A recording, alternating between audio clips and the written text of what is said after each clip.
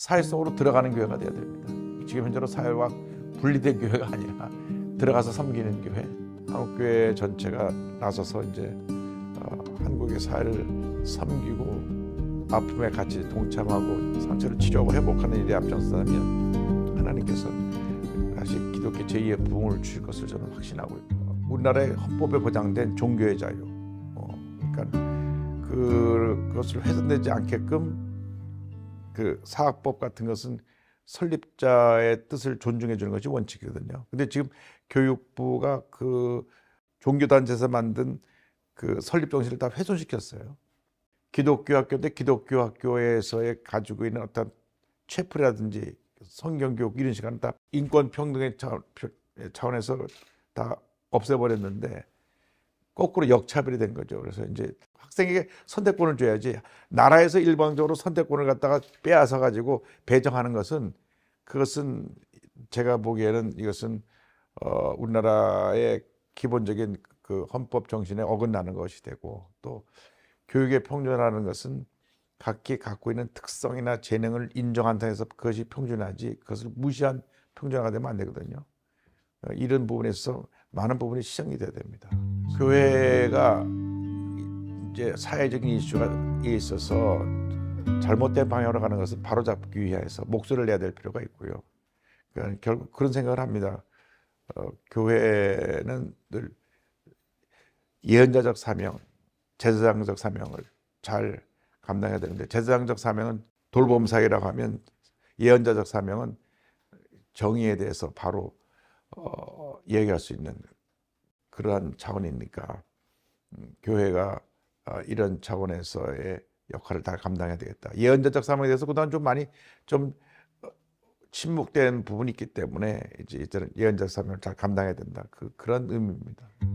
저는 그걸 항상 그런 통계를 볼 때마다 저는 그렇게 생각하지 않고, 그분들의 기대치에 못 미쳤다. 우리 한국 개화기에 가졌던 기독교 영향은 절대적이었거든요. 뭐 지금 어떤 종교의 영향과 비교할 수 없이 그 개화기의 한국의 교육, 의료, 문화, 정치, 사회 전반에 기독교가 절대적 영향을 미쳤습니다.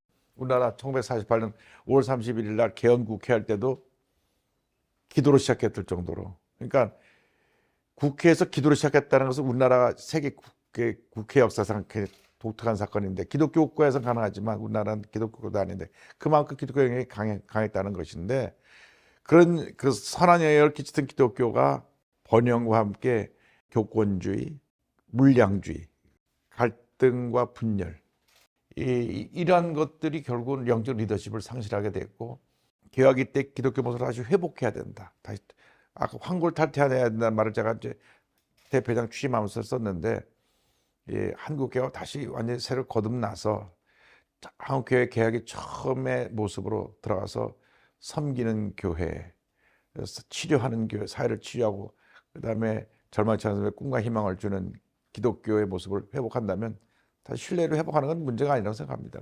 결국 그들의 기대치가 가장 높은 기독교가 가장 기대치에 못 미쳤기 때문에 그렇게 가장 박한 점수를 준 거거든요.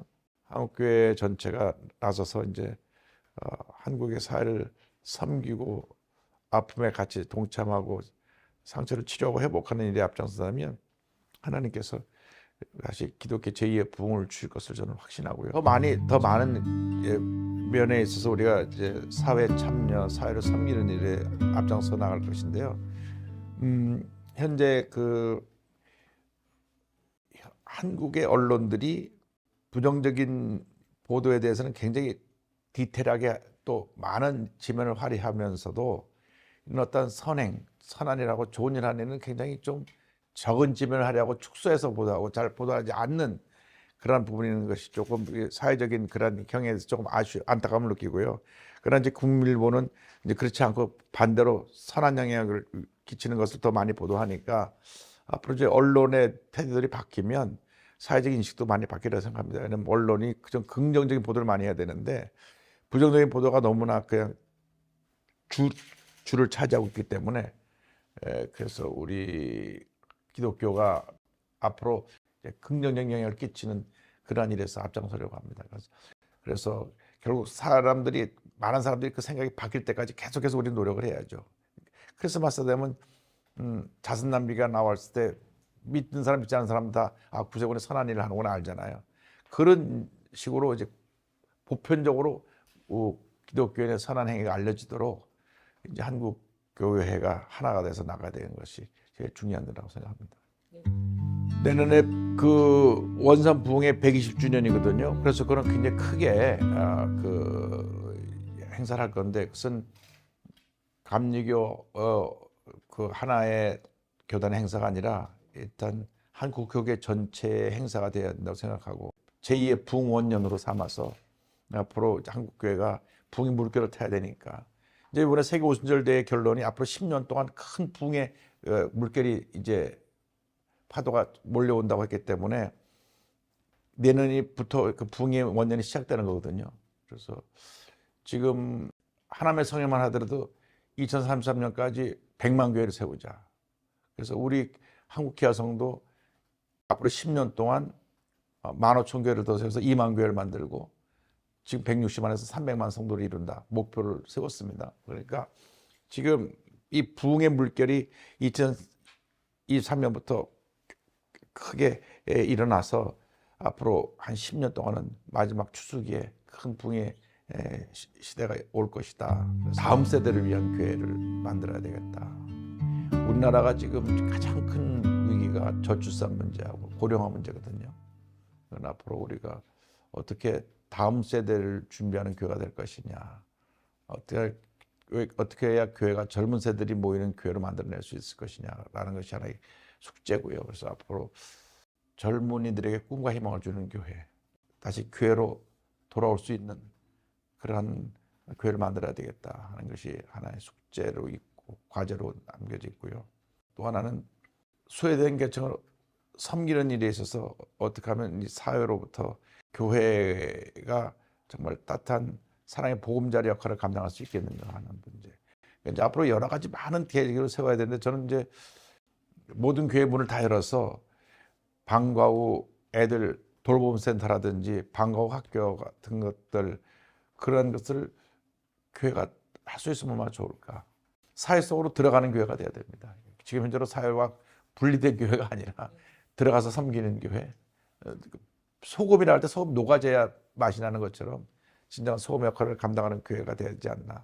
그러니까 이제 정부하고 이게 다 협력이 돼야 되는데 이제 아이를 낳을 수 있는 환경을 만들어 줘야 되고요. 아이를 낳는다면 그다음에 돌보고 이제 걔들을 잘 양육할 수 있는 그런 것을 인프라를 만들어 가야 되는데 우리가 교회를 돌보고 그들을 케어할 수 있는 그런 그 시스템은 교회가 구축할 수 있지만 아이를 낳을 수 있는 환경은 나라가 만들어 줘야 되거든요. 그러니까 아이를 낳았을 때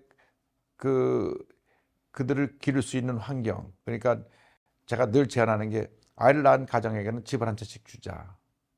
주택 문제 때문에 이렇게 많은 신경을 쓰는 나라가 별로 없는데 계속 집값은 오르고 그러니까 젊은이들은 그것 때문에 꿈을 이루지 못하니까 삶을 포기하고 2022년에 가장 많은 자살자가 MZ세대에서 나왔거든요. 죽을 수밖에 없는 환경을 만들어 놓은 게 아니냐. 앞으로 이런 부분에 있어서 우리 교회와 이제 정부와 이런 부분에서 같이 손을 잡고 같이 문제를 해결해 나가야 되지 않겠나 생각합니다. 예수님의 탄생을 세 가지 키워드로 보는데 낮아짐, 섬김, 희생으로 보거든요. 그러니까 성탄절은 주님이 가장 높은 자리에서 가장 낮아지셔서 그리고 평생 섬기시고 그리고 십자가에서 희생하셔서 우리에게 인류에게 구원을 주기 때문에 성탄절은 어떻게 보면 전 인류에게서 진정한 기쁨이고 평화고 절망에서의 희망입니다. 그래서 아무리 어렵고 힘들어도 그 평화의 왕으로 오신 예수를 바라볼 때 마음에 기쁨과 평화가 임하게 될 것이니까 절대 낙심하지 말고 포기하지 말고 절대망 되신 예수를 바라보고 꿈과 희망을 얻고 믿음으로 일어나기를 간절히 소원합니다. 메리 크리스마스.